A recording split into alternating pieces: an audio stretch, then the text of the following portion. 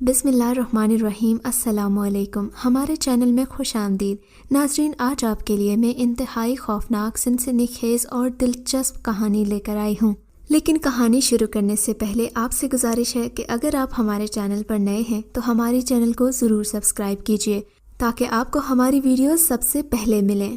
کالی رات کو بھیڑیے کی آواز مزید خوفناک بنا رہی تھی۔ چرند پرند بھیڑیے کی آواز سے سہم سے گئے تھے، حتیٰ کہ چاند بھی بادلوں میں جا چھپا تھا۔ ہرے بھرے درخت نیند میں سر جھکائے افسردہ تھے۔ اماوس کی رات میں وہ دیوہیکل گھر اور بھی خوفناک لگ رہا تھا۔ اس کے باسی نیند کی وادیوں میں گم تھے اور اس بات سے قطع نظر کہ سب سے اوپر فلور کے ٹیرس پر اس گھر کی ایک نازک سی مکین رات کے اس پراسرار منظر میں ڈوبی ہوئی تھی۔ آدھی رات سے زیادہ وقت بیت چکا تھا اور وہ دونوں ہاتھ ریلنگ پر ٹکائے جانے کہاں کھوئی ہوئی تھی۔ سرد ہوا اس کے شانوں تک آنے والے بالوں کو دائیں سے بائیں لہرا رہی تھی۔ اسے وقت گزرنے کا جیسے احساس تک نہیں ہوا تھا۔ وہ اپنے بستر پر لیٹ گئی تو نیند کی دیوی نے اسے اپنی آغوش میں لے لیا۔ مایا بیٹا اٹھ بھی جاؤ، اور کتنا سونا ہے، ناشتہ تیار ہے۔ سنبل کاکا کب سے دروازہ نوک کر رہے تھے لیکن اندر سے جواب ندارد تھا۔ وہ مایوس ہو کر لوٹنے لگے تو کنڈے سرکنے کی آواز آئی۔ نیلے رنگ کے لباس میں وہ اور بھی خوبصورت لگ رہی تھی۔ اس کے بال آپس میں الجھے ہوئے تھے۔ سبز آنکھوں میں چھائی نیند پوری نہ ہونے کی چغلی کھا رہی تھی۔ چہرے پر بھی تھکن کے آثار تھے۔ پاؤں جوتوں سے مکمل طور پر آزاد تھے۔ تم رات بھر سوئی نہیں بٹیا؟ سنبل کاکا متفکر ہوئے۔ اب کون سو سکتا ہے کاکا، وہ لاپرواہی سے کہتی کمرے سے باہر نکل آئی اور ڈائننگ ٹیبل پر بیٹھ گئی۔ ایسا مت کرو بٹیا، مکھیش صاحب کی آتما کو سکون نہیں ملے گا۔ سنبل چائے کا کپ گرم کرتے ہوئے بولا اور پھر اچانک ہی چونک گیا۔ سلائس کہاں گئے؟ ابھی تو پلیٹ لا کے رکھی تھی یہیں۔ خود کلامی کرتے ہوئے وہ دوبارہ کچن میں چلے گئے۔ مایا اپنے دونوں ہاتھوں میں سر تھامے بیٹھی تھی کہ اچانک اسے اپنے بالوں پر کسی کے لمس کا احساس ہوا۔ چونک کر سر اٹھایا تو اس کی آنکھیں حیرت سے پھٹی کی پھٹی رہ گئیں۔ کاکا جب کچن سے واپس لوٹے تو انہیں مایا کو نہ پا کر شدید حیرت کا جھٹکا لگا، اور حیرت زدہ تب ہوئے جب ڈائننگ ٹیبل پر ایک کی بجائے 2 کپوں میں چائے پڑی تھی۔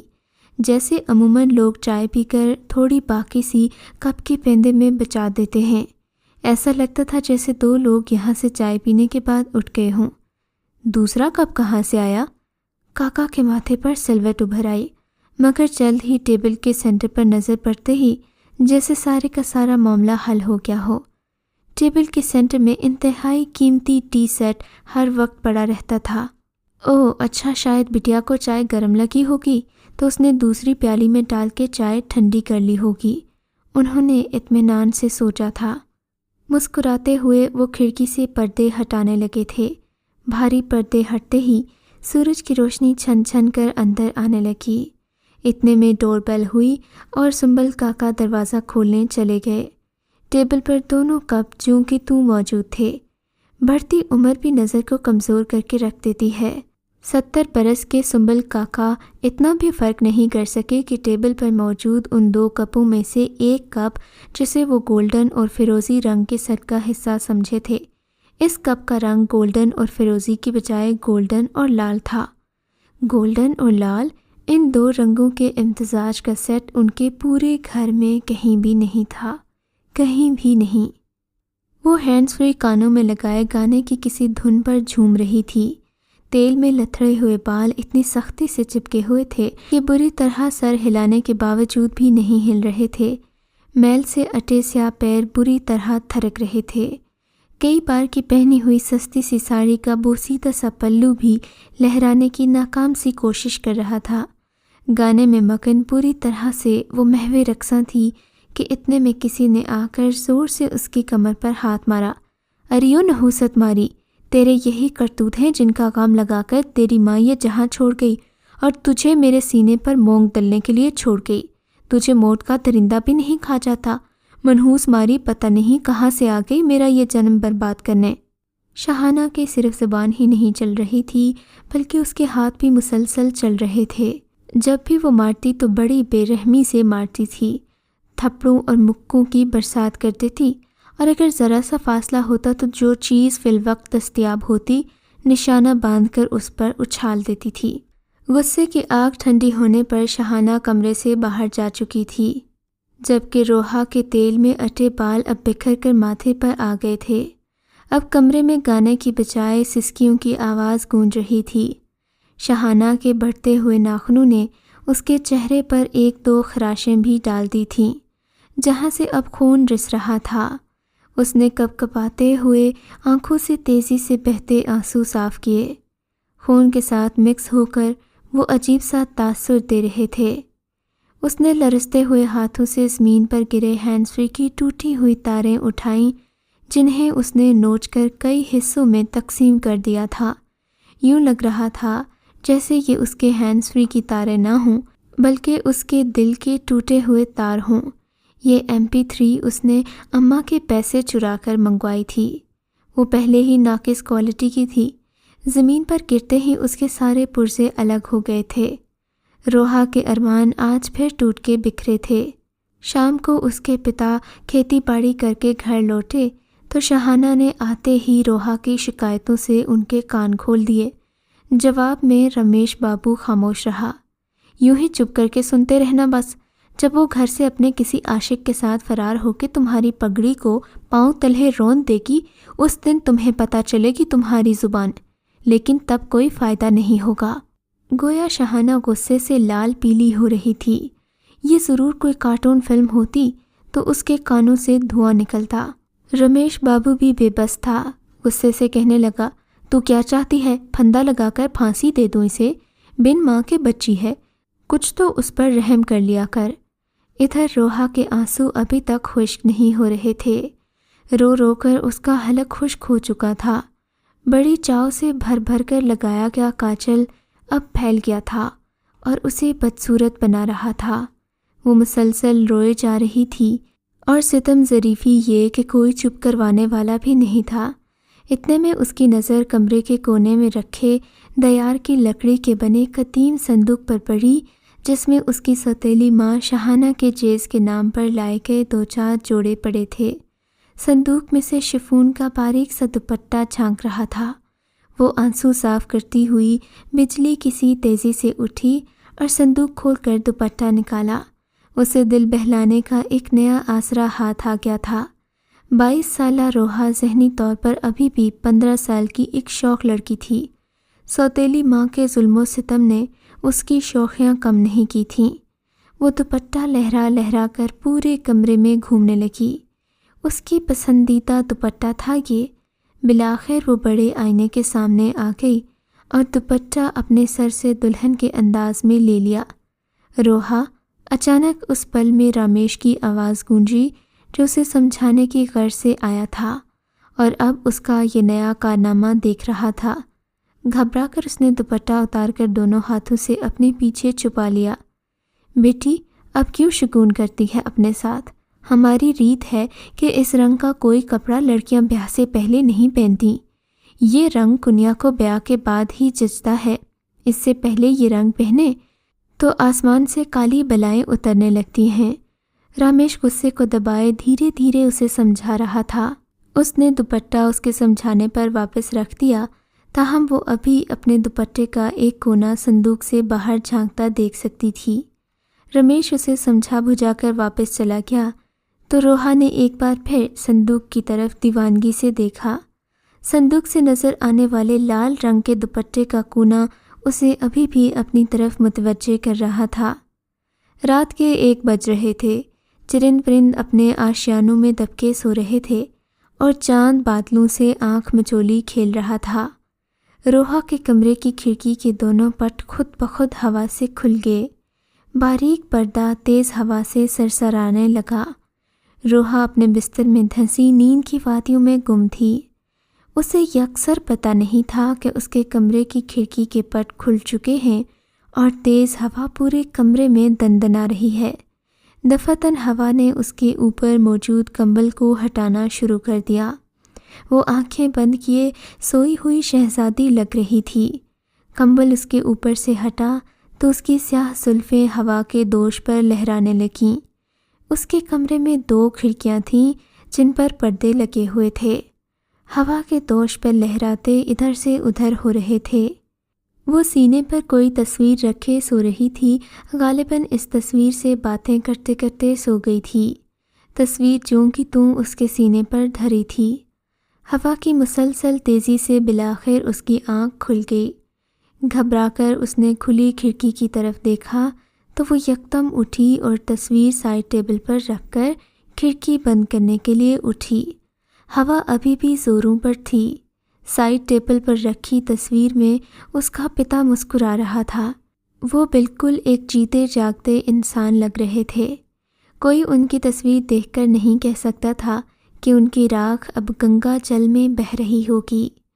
وہ کھڑکی جو ہی بند کرنے لگی، اس کی نظر نیچے لان پر پڑی، جس کا زیادہ تر حصہ اندھیرے میں ڈوبا ہوا تھا، مگر پھر بھی چاند کی ہلکی سی روشنی میں وہ واضح محسوس کر سکتی تھی کہ ان کے وسط میں کوئی ذی روح موجود ہے۔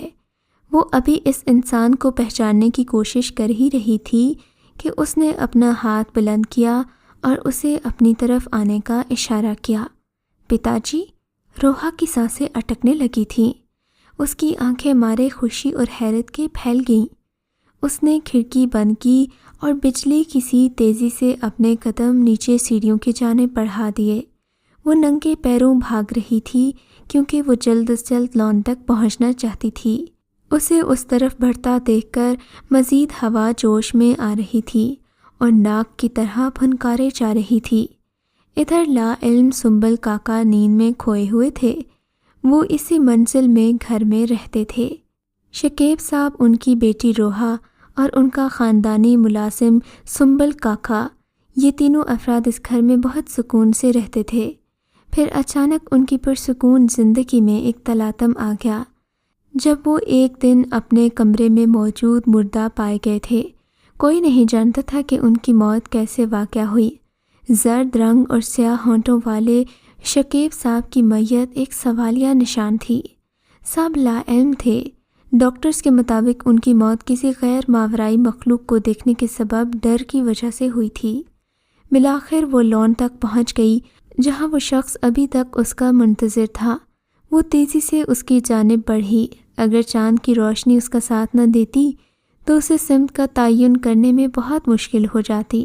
وہ خوشی کے مارے پاگل ہو رہی تھی، اپنے باپ کے گلے لگنا چاہتی تھی، مگر انہوں نے اسے اشارہ کر کے وہیں روک دیا اور اپنے کرتے کی جیب میں ہاتھ ڈال کر ایک تیز رنگ کے کپڑے کی پٹی نکالی۔ روحا کی پشت پر چاند تھا۔ اس کا چہرہ بہت ہی معصوم لگ رہا تھا، جبکہ شکیب صاحب چاند کی طرف کھڑے تھے۔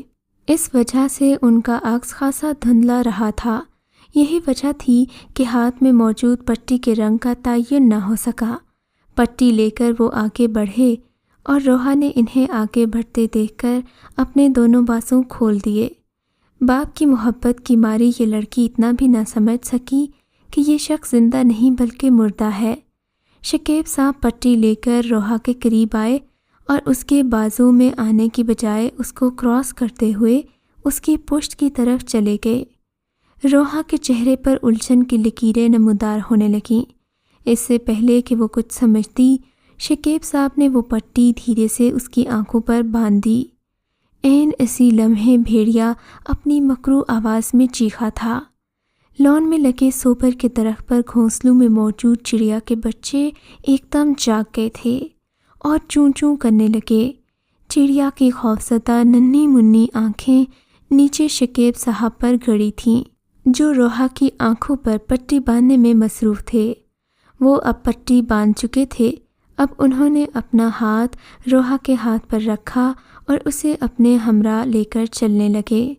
سفید چہرے پر لال پٹی چاند کی روشنی میں اب نمایاں ہو رہی تھی۔ روحا شکیب کا ہاتھ تھامے کسی روبوٹ کی مانند نامعلوم سمت کی جانب بڑھتی چلی جا رہی تھی۔ دور درخت پر گھونسلے میں موجود چڑیا کی ننھی آنکھوں میں نمی واضح موجود تھی۔ وہ بہت بے چین لگ رہی تھی۔ روحا نے کئی بار اسے دانہ کھلایا تھا۔ پرندے انسان تھوڑی ہوتے ہیں جو انسان کو بھول جائے۔ سارا گھرانہ کھانا کھا کر سو چکا تھا۔ کچن میں وہ رات کے برتن دھو رہی تھی۔ برتن دھو کر وہ اپنے کمرے میں آئی۔ کمرہ کیا تھا، بس مٹی کا ایک چھوٹا سا ڈبہ تھا اور وہ کمرے میں مگن رہتی تھی۔ ابھی وہ سونے ہی لگی تھی کہ اسے گلی میں کسی کے گنگنانے کی آواز سنائی تھی۔ آواز سے اس نے اندازہ لگا لیا تھا کہ وہ کوئی شرابی ہے۔ ابھی وہ اس آواز پر غور کر ہی رہی تھی کہ اچانک اس شرابی کی گھٹی گھٹی چیخ سنائی دی۔ اس کے بعد کسی چیز کے گرنے کی آواز آئی۔ تاریکی اور سناٹے سے بھری تنگ گلی میں کوئی چیز دور تک لڑکھڑاتی ہوئی گر گئی تھی۔ اس سے مزید برداشت نہ ہوا اور وہ فوراً اٹھ کھڑی ہوئی۔ اس نے اپنے ماتا پتا کے کمرے کی طرف دیکھا تو وہ بند تھا۔ شاید وہ لوگ سو چکے تھے، انہیں زیادہ تنگ کرنا مناسب نہیں تھا۔ وہ چلتی ہوئی ڈیوری میں آ گئی اور کچھ ہی دیر میں دروازہ کھول کر باہر تاریک گلی میں آ گئی۔ گلی میں مکمل سناٹا تھا، ہاتھ کو ہاتھ دکھائی نہیں دے رہا تھا۔ وہ تجسس کے مارے آگے بڑھتی گئی۔ آسمان پر سیاہ بادل چھائے ہوئے تھے، جانے کب بارش آ جائے۔ اس خیال سے وہ ہڑبڑا کر واپس گھر والے راستے کی جانب مڑی تو اسے پھر کسی چیز کے گرنے کی آواز آئی، مگر اس بار وہ چیز اس کے اوپر گری تھی۔ وہ ابھی سنبھل کر پیچھے ہوئی نہیں تھی کہ اسے لگا کہ یہ کوئی انسانی وجود ہے، شاید وہ کوئی شرابی انسان تھا۔ اٹھو بابو، کون ہے تمہیں، کیا ہوا ہے؟ اس نے نامعلوم اجنبی کے دھڑ کو اپنا سہارا دینے کی کوشش کی۔ بالآخر اسے اٹھا کر بٹھا دیا۔ شرابی بے ہوش تھا، غالباً کیونکہ وہ اسی کے سہارے ہی بیٹھا ہوا تھا۔ عین اسی لمحے بادل زور سے گرجے اور آسمانی بجلی کی چمک پل بھر کے لیے پوری گلی کو روشن کر گئی۔ روحا تو جیسے کانپ ہی گئی تھی، اس کی آنکھیں پتھرا گئیں اور زبان جیسے حلق میں گم ہو گئی۔ اس کے سہارے بیٹھے شخص کا دھڑ سرے سے غائب تھا اور گردن کے مقام سے خون تیزی سے بہہ رہا تھا۔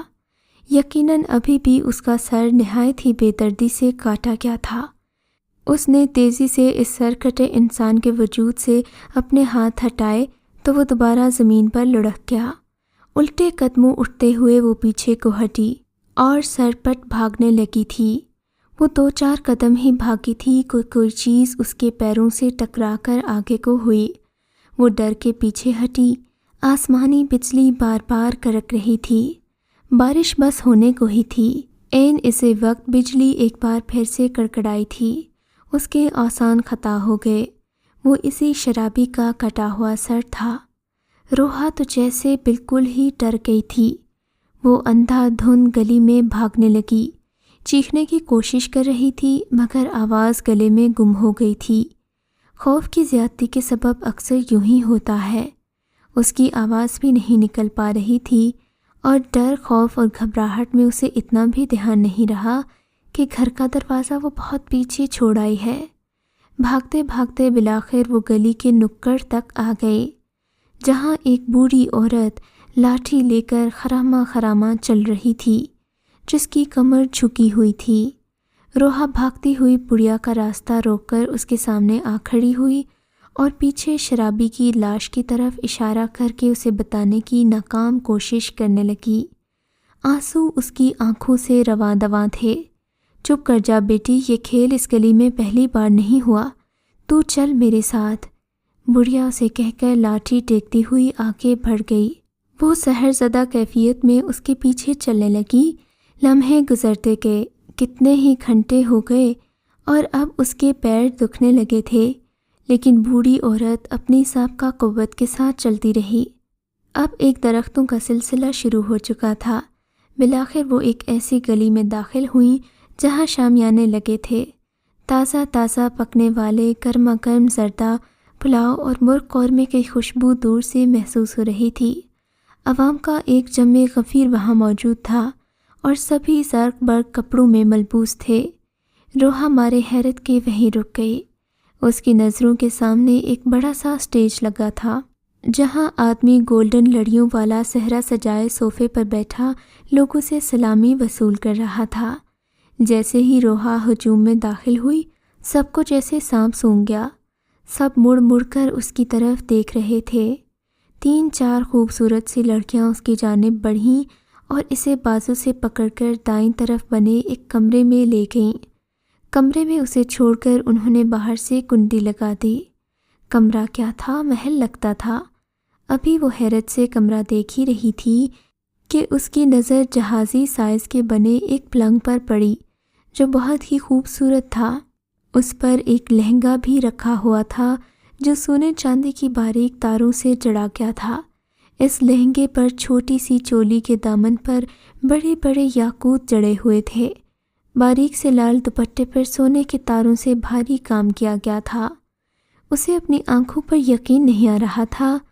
اس نے جلدی سے دوپٹہ اتار کر ایک سائڈ پر پھینکا اور 10 منٹ بعد ہی وہ اس لہنگے میں ملبوس اپنے آپ کو رشک بھری نظروں سے دیکھ رہی تھی۔ کمرے میں کوئی شیشہ وغیرہ تو نہیں تھا، اس لیے وہ اپنا چہرہ نہیں دیکھ پائی تھی۔ صبح کا اجالا پھیلنے میں ابھی کچھ وقت باقی تھا۔ ایک دم ہی موسم نے رخ بدلا اور چھما چھم بارش برسنے لگی۔ ہر چیز پانی میں نہا رہی تھی۔ موسم میں ایک عجیب سی مستی تھی۔ ہواؤں نے زور پکڑا تھا اور بڑے بڑے درخت ہواؤں کے آگے سر تسلیم خم کر کے جھومنے لگے تھے۔ اتنے خراب موسم سے گھبرا کر چاند نے بھی اپنا رخ بادلوں میں چھپا لیا۔ ہر چیز تاریکی میں ڈوب گئی، لیکن اتنے خوفناک موسم کا ہیبت ناک طلسم اس تقریب میں شامل کسی فرد پر نہیں تھا۔ زرق برق کپڑوں میں ملبوس نازک اندام لڑکیاں، خوشبودار لباسوں میں ملبوس دراز قد مرد اور گولڈن صحرے میں سجا دراز قد دلہا، سبھی میں ایک بات مشترک تھی۔ جب وہ لوگ بات کرنے لگتے تو ان سب کی زبانیں بے انتہا پتلی، دو شاخہ اور برف کی طرح جمی بے تاثیر آنکھیں تھیں۔ تقریب میں شامل حسیناؤں کے گلاب کی پتیوں جیسے ہونٹ سرخ رنگ میں ڈوبے ہوئے تھے، جیسے ابھی کسی کا خون پی کر آئے ہوں۔ سنبل کاکا ادھر غم سے نڈھال تھے، 2 بار چکرا کر گر چکے تھے۔ شمشان گھاٹ میں ہو کا عالم تھا، بس جسم جلنے کی بو اور آگ بھڑکنے کی آواز گونج رہی تھی۔ کہا تھا نا بٹیا، مرنے والوں کو یاد نہیں کرتے، خصوصاً جب ان کو مرے ہوئے کچھ ہی دن ہوئے ہوں۔ آتما اپنے یاد کرنے والوں کو اپنے ساتھ لے جاتی ہے۔ آتما کا نام لینے سے، ان کا بار بار ذکر کرنے سے انہیں شکتی ملتی ہے، پر تم نہ مانی۔ سنبل کاکا اپنے جذبات پر قابو نہ رکھ سکے اور اچانک چیخنے لگے۔ شمشان گھاٹ کا سکوت ایک دم شور میں بدل گیا۔ پنڈت نے سنبل کاکا کو شمشان گھاٹ سے باہر لے جانے کا اشارہ کیا۔ 2-4 لوگ آگے بڑھے اور سنبل کاکا کو پکڑ کر باہر لے گئے۔ اس کی چتا دھڑا دھڑ آگ میں جل رہی تھی، شام کے سائے لہرا رہے تھے اور 2 منزلہ گھر میں سنبل کاکا بالکل تنہا سکتے کی کیفیت میں تھے۔ اس کے مرنے کے بعد لوگ طرح طرح کی باتیں کر رہے تھے۔ روحا کی لاش گلی کے نکڑ سے ملی تھی اور اس کی مانگ میں سندور تھا۔ عورتیں گمان کر رہی تھیں کہ وہ بھی اپنی ماں کے نقش قدم پر چل پڑی تھی اور کسی کے ساتھ بھاگ کر بیاہ کرنے چلی تھی۔ اس کی ماں بھی تو منڈپ میں پھیرے کے وقت سادہ سے جامنی رنگ کے کپڑے پہنے ہوئے تھی، حالانکہ دلہن تو سجتی ہی لال رنگ کے جوڑے میں ہے۔ اس نے بھی بھاگ کر بیاہ کیا تھا، تبھی تو جلدی میں سوٹ نہیں بنوا سکی تھی۔ یہ باتیں سنبل کاکا کو بہت دکھ دیتی تھیں۔ وہ کہتا تھا، روحا کی باتیں چھوڑ دو تم لوگ۔ جیسے شکیب اپنے حد سے زیادہ یاد کیے جانے پر روحا کو اپنے پاس لے کر گیا تھا، اسی طرح تمہاری باتوں میں اپنا ذکر سن کر روحا کی آتما تمہیں لے جائے گی۔ یاد نہیں، جب روحا کی سندور لگی لاش ملی تھی تو پنڈت جی نے دیکھتے ہی کہا تھا کہ اس کی موت کی وجہ ایک آتما ہے جس سے وہ حد سے زیادہ پیار کرتی ہے اور ہر وقت یاد کرتی رہتی تھی۔ مگر کاکا، روحا کی ہتیا سے 1 دن پہلے مجھے پکا یاد ہے کہ میں نے اسے دیکھا تھا۔ وہ باپ کی تصویر کو سینے سے لگائے گمسم تھی، تب تو سندور کا نام نشان تک نہیں تھا۔ پھر جب رات کا سمے گزر کر صبح اس کا شریر ملا تو سہاگن کی طرح سندور لگائے ہوئے تھی۔ آخر یہ کیا ماجرا تھا؟ اس کی لاش میں سندور تھا یا نہیں، تمہیں اس سے کیا؟ بھگوان جانے اصل ماجرا کیا ہے۔ جیسے وہ اپنے باپ کو یاد کرتی تھی، ویسے ہی اب سنبل بابا اپنے مالک شکیب اور روحا کو یاد کر رہا تھا۔ اماوس کی کالی رات تھی، اور 2 منزلہ عمارت کے واحد مکین سنبل کاکا زمین پر آڑے ترچھے گرے پڑے تھے۔ ان کی آنکھیں کھلی اور ساکت تھیں، اور 3-4 بڑے بڑے کاکروچ ان کو بے ہوش جان کر ان پر بیٹھے عیاشی کر رہے تھے۔ روحا کی موت کو ٹھیک 1 ہفتہ ہو چکا تھا، مگر شاہانہ بیگم ابھی تک ہاتھ مل مل کر اسے کوسے جا رہی تھی۔ بھگوان تیری آتما کو کبھی مکتی نہ دے روحا، اب اپنے باپ کا نام ڈبو گئی، عزت خاک میں ملاتی۔ ارے کیا بتاؤں زمانے والوں کو، تجھے بیاہ ہی کرنا تھا تو منہ سے پھوٹ دیتی، ہم خود کوئی لڑکا دیکھ کر تیرے ہاتھ پیلے کر دیتے۔ اب میں کیا جواب دوں گی لوگوں کو؟ منحوس ماری کے بے جان ماتھے پر پھیلا سندور، جی کر رہا تھا کہ کھوپڑی اڑا دوں۔ یہ سن کر سنبل کاکا کو دکھ ہوا تھا۔ اسے یوں برا مت کہہ، آتما بے چین ہوگی، اور ہاں، سندور سہاگ کی علامت ہوتا ہے، شرمندگی کی نہیں۔ اس کا سندور ہی تو اس کے پوتر ہونے کا ثبوت دیتا ہے۔ مانتا ہوں کہ اس نے بیاہ ہمارے علم میں لا کر نہیں کیا اور یوں گھر سے فرار ہو کر غلطی کی، لیکن میری بچی پاک ہے، وہ بدکردار نہیں ہے۔ اس نے پھیرے لیے ہوں گے۔ ماتھے پر سجا سندور میری بچی کے پاک ہونے کا ثبوت ہے۔ بھگوان اس کو مکتی دے، اس کی آتما کو شانت کرے، اور اس کے ظالم پتی کو سزا دے جو میری بچی کو اس حالت میں چھوڑ کر چلا گیا۔ خدا اس کو عبرت کا نشان بنائے۔ رمیش کی آنکھوں میں آنسو بہہ رہے تھے۔ پھر اچانک ہی اس نے اپنے آنسو صاف کیے اور اٹھ کر روحا کے کمرے میں گیا۔ یہاں آ کر اس نے دروازہ بند کر لیا اور تیزی سے پھوٹ پھوٹ کر رونے لگا۔ روحا میری بچی، مجھے معاف کر دے۔ کاش میں شاہانہ سے شادی نہ کرتا تو تیرا یہ حال نہ ہوتا۔ آج قصوروار تیری ماں بھی ہے۔ میں دھرم پتی تھا اس کے باوجود وہ ایک شہری بھابو کے ساتھ بھاگ گئی، نہ تیرا سوچا نہ میرا سوچا۔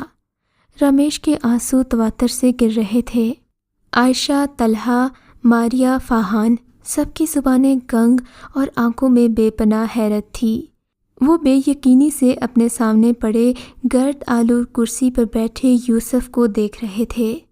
اس کے ہاتھ میں ایک زمانہ قدیم کی کتاب تھی، جس میں سے وہ ایک داستان پڑھ کر ان چاروں کو سنائے جا رہا تھا۔ یوسف ایک تاریخ دان تھا اور وہ چاروں آکسفورڈ یونیورسٹی کے اسٹوڈنٹ تھے جو اپنے اسٹڈی ٹور کے سلسلے میں یہاں آئے تھے۔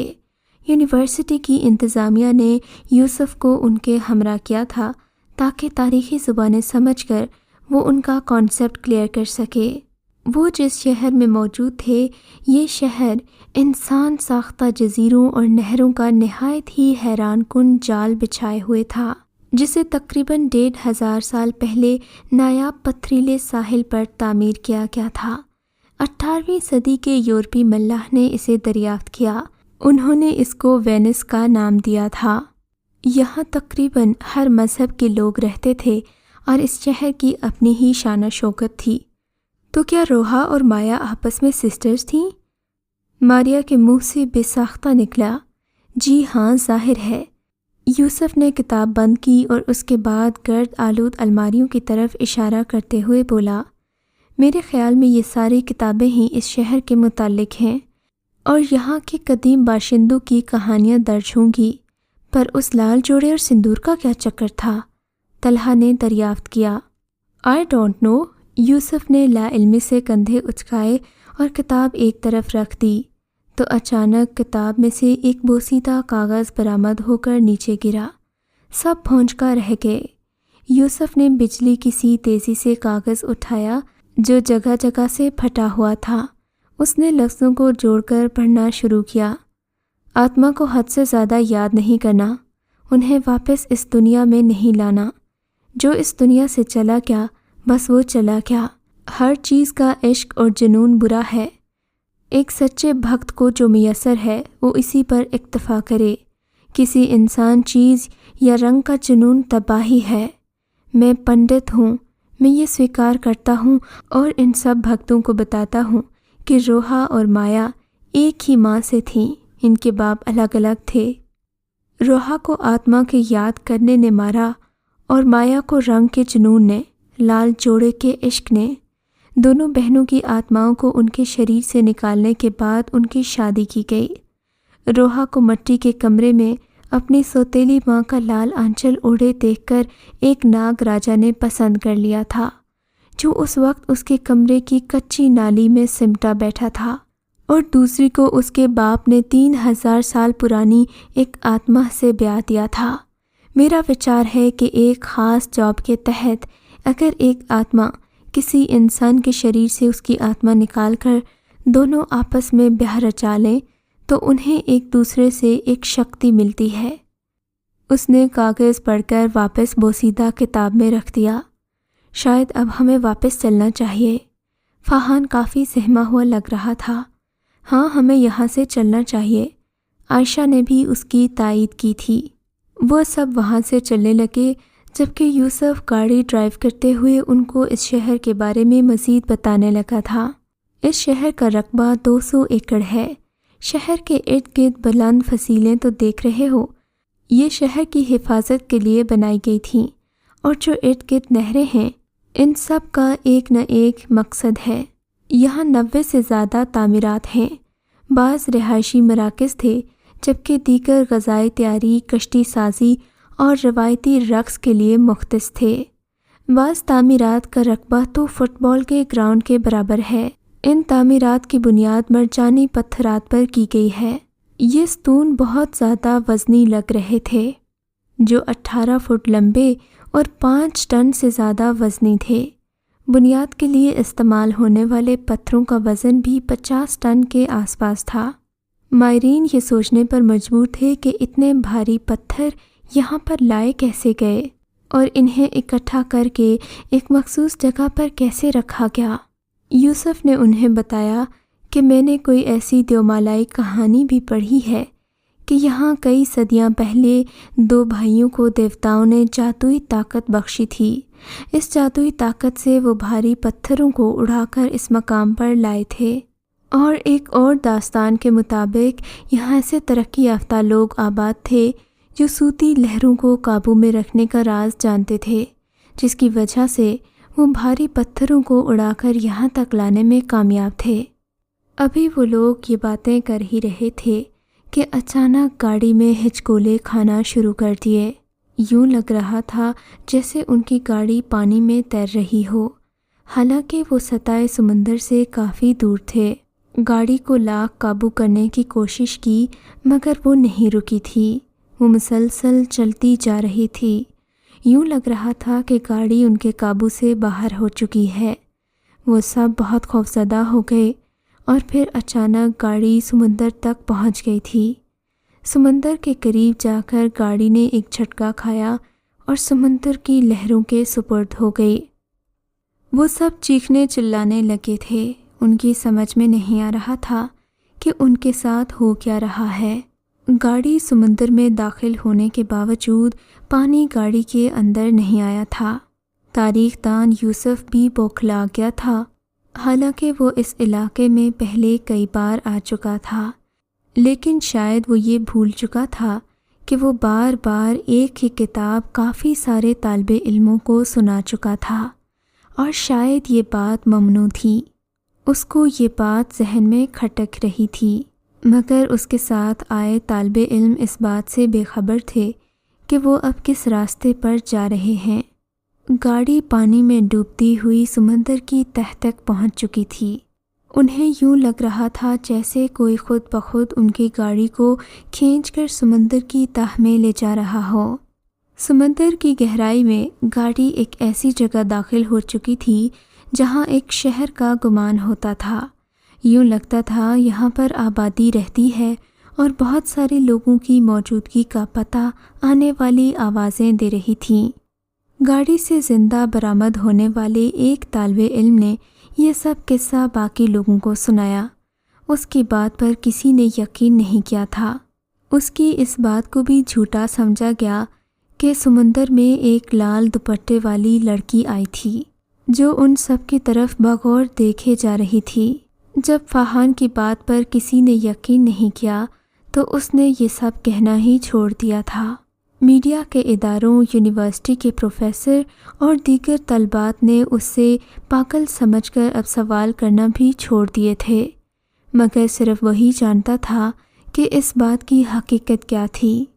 صرف وہی جانتا تھا کہ اس دن سمندر میں کیا ہوا تھا۔ اس کے بعد اس نے تاریخ پڑھنا چھوڑ دی اور دوبارہ کبھی اس شہر میں لوٹ کر جانے کا نہیں سوچا۔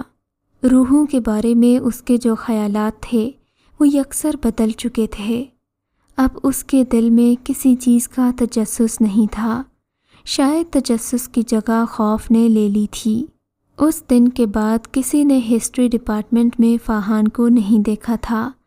اس کا ماننا تھا کہ ہسٹری انسان کو ٹائم ٹریولنگ کی طرح اپنے اندر جذب کر لیتی ہے، اور شاید ایسا ہی کچھ پروفیسر یوسف اور اس کے 4 طالب علموں کے ساتھ ہوا تھا، جو کہانی میں بیان کی گئی پراسرار روح کی کھوج لگانے آئے تھے اور اس کے بارے میں پورا راستہ گفتگو کرتے بھی رہے تھے۔ آپ کو یہ کہانی کیسی لگی ہمیں کامنٹ سیکشن میں ضرور بتائیے گا۔